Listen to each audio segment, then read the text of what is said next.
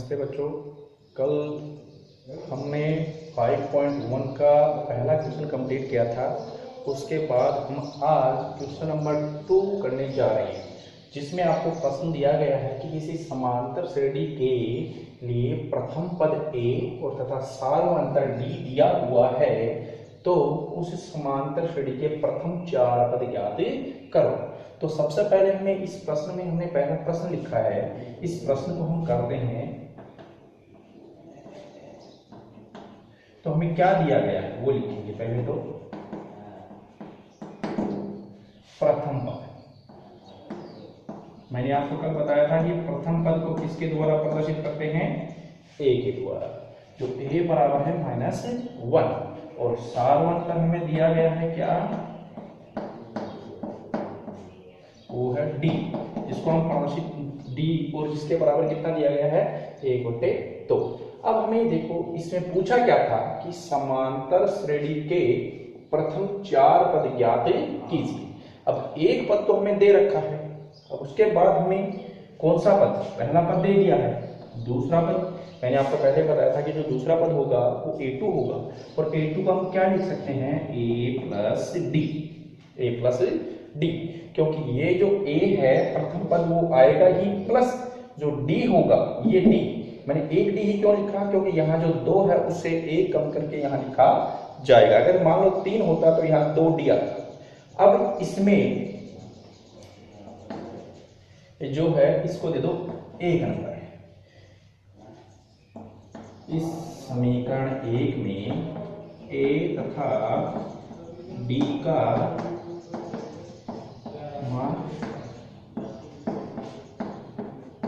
रखने पर, यानी कहने का मतलब ये हुआ कि जो a2 है, a+d होता है, उसमें हम a और d का क्या कर देंगे, मान रखेंगे। तो दूसरा पद हमारे पास आ जाएगा। दूसरा पद देखो, a की वैल्यू हमारी कितनी है, -1 प्लस d की वैल्यू कितनी है, 1/2। अब इसको हम सरल करते हैं तो a2, फिर इसके नीचे देखो हम क्या मान लें, 1 मान लें। 1 मानेंगे तो हमारा जो लेस आएगा वो कितना आ जाएगा, 2 आ जाएगा। अब 1 की टेबल में 2 कितने बार बोलने पे आते हैं, 2 बार बोलने पे आते हैं, जिसको हम ऊपर वाले -1 से गुणा कर देंगे तो माइनस आ जाएगा 2। अब प्लस 2 की टेबल में या 2 के पहाड़े में 2 कितने बार बोलने पे आते हैं, 1 बार बोलने पे आते हैं, तो उसको ऊपर वाले 1 से गुणा कर देंगे तो क्या आ जाएगा, 1।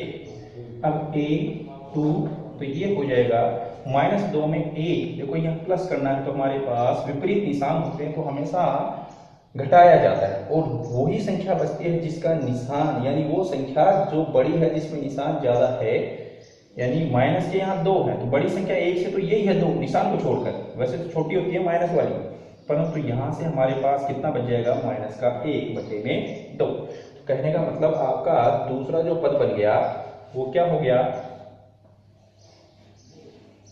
माइनस का 1/2। अब इसके बाद हम बात करते हैं तीसरे पद की।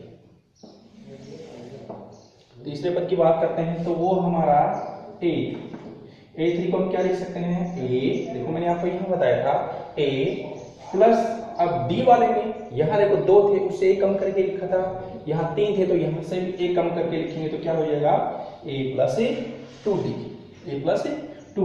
इसको हम दे देंगे नंबर। अब इसमें भी हम क्या कर देंगे, इस समीकरण 2 में a तथा d का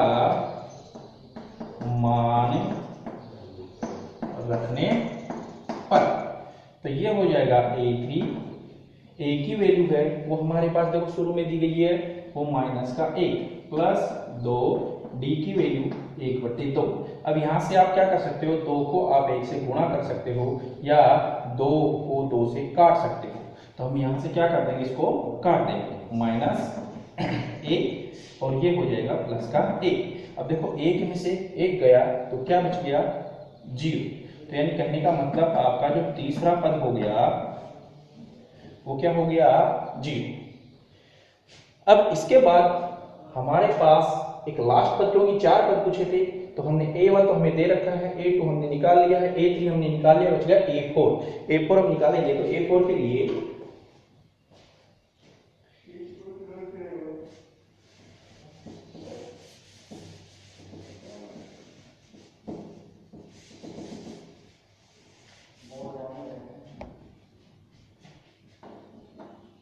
अब A4, तो A4 को हम क्या लिख सकते हैं, A, इससे कम कर दो 3 दी, इसको दे दो नंबर 3। अब वही काम करेंगे जो हमने इसमें पहले किया है, तो समीकरण 3 में A तथा D का मान रखने पर,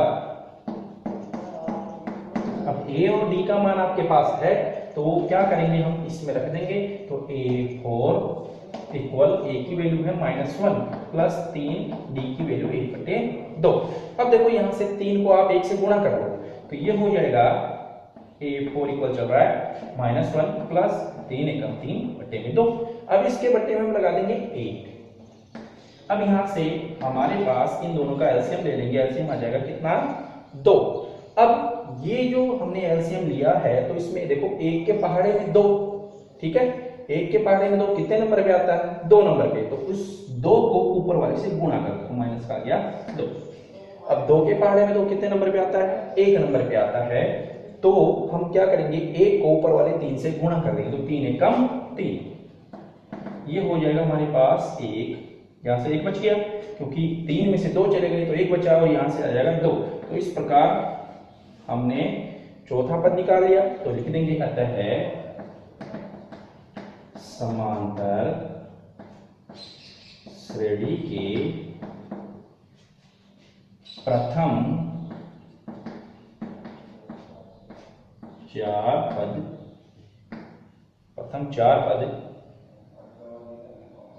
-1, दूसरे वाला हमारा आया था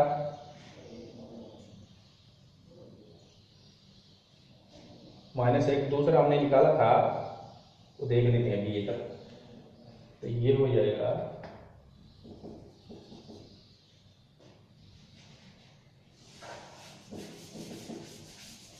ऐसे लिख देंगे कि कहते हैं हमारे 4 पद A1, A2, A3, A4 हमारे पास है, यही हमें पूछा गया था, ठीक है। अब इसके बाद हम करते हैं सवाल नंबर दूसरा।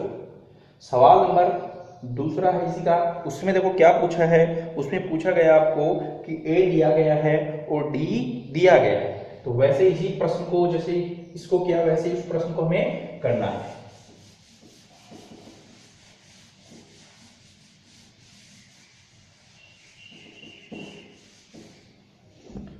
दूसरा प्रश्न हमारा, उसमें A की वैल्यू है, A की वैल्यू दी गई है 1/3 और D की वैल्यू है वो दी गई है 4/3। हमें क्या करने हैं, इसके प्रथम 4 पद ज्ञात करने हैं। तो पहला पद तो आपको दे ही रखा है, ये रहा 1/3, तो हम लिख देंगे यहां दिया है प्रथम पद A इक्वल 1/3, सार्वंतर जिसको हम D के द्वारा प्रदर्शित करते हैं वो है 4/3। हमें पहला पद क्या कर रखा था, दे रखा था, अब हमें तो 4 पद निकाले तो इसके बाद दूसरा पद ही तो आएगा, तो ये हो जाएगा दूसरा पद हो जाएगा, अभी मैंने बताया था A प्लस क्या हो जाएगा D। अब A प्लस D है तो इसमें हम देखो A की वैल्यू ये रही, D की वैल्यू ये रही, तो इसमें हम यहां रख देंगे, तो ये 1/3 प्लस 4/3। अब इसको सरल कर लेते हैं,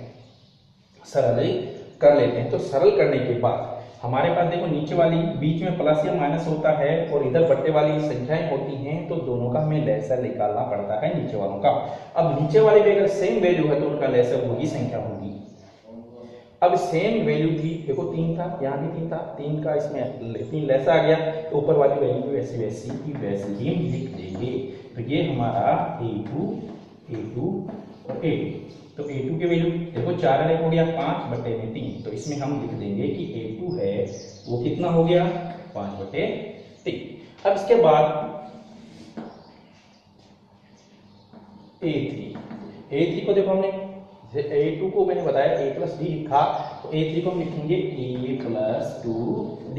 अब इसमें भी हम क्या करेंगे, A और D हमारे पास दिया गया है, उसका हम क्या करेंगे मान रखेंगे। तो A की जो वैल्यू है वो है 1/3, D की जो वैल्यू है और D की वैल्यू है वो 4, पहले से देखो 2 है, 2 लगाओ फिर 4/3 रखो।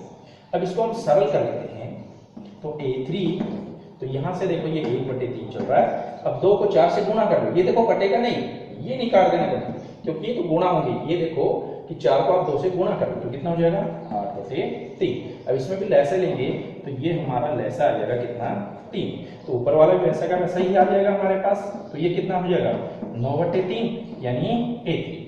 अब A3 की वैल्यू हमारे पास कितनी आएगी 9/3 आ गई। अब 9/3 को आप और भी सरल कर सकते हो, ये देखो 3, तो इसको लिख सकते हैं हम 3/1 या 3। तो A3 हो गया, वो क्या हो गया A3 हो गया आपका 3, और A2 है हमारे पास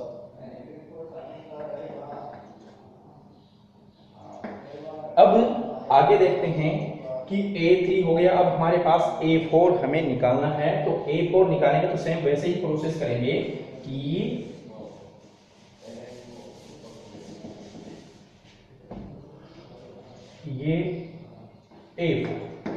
A4 के लिए हम क्या लिखेंगे A + 3D। तो A की वैल्यू यहां से A की वैल्यू ये रही, प्लस 3D की वैल्यू है 4/3। अब देखो 3 से 3 कर सकता है, चाहे तो इसको गुणा कर दो फिर 3 का भाग दे दो, या 3 से 3 को क्या कर दो काट दो। तो हम यहाँ क्या कर देंगे, इसको काट देंगे। तो हमारे पास आ जाएगा 3, 1/3 आ गया, यहां से आ गया 4 बट्टे में आ गया 1। इसके नीचे क्या करेंगे हम 1 मान के इनका लेंगे लघुत्तम। तो लघुत्तम आ जाएगा हमारा 3।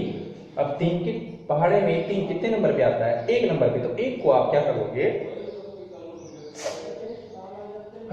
1 को आप 1 से गुणा करोगे तो क्या आ जाएगा 1। अब 1 के पहाड़े में 3 यानी 1 की गिनती में मानो तो वो 3 नंबर पे आता है। 3 को आप कितने से गुणा कर दोगे 4 से। तो 4 3 कितने होंगे 12। तो A4 इक्वल हो जाएगा 12 × 1 13 13/3। तो ये आपका हो गया A4।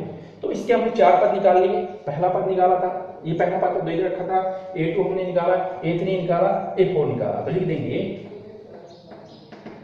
अतः प्रथम 4 पद। तो पहला पद तो यहां से ले लो, दूसरा पद हो जाएगा हमारा 5/3, तीसरा पद हो जाएगा 3, और चौथा पद हो जाएगा 13/3। तो हमारे पास ये इसके प्रथम 4 पद हो गए जो कि हमें इस प्रश्न में पूछा गया था। ठीक है, तो ये प्रश्न हमारा कंप्लीट हो गया है। दूसरे नंबर का क्वेश्चन था प्रश्न नंबर 2 में।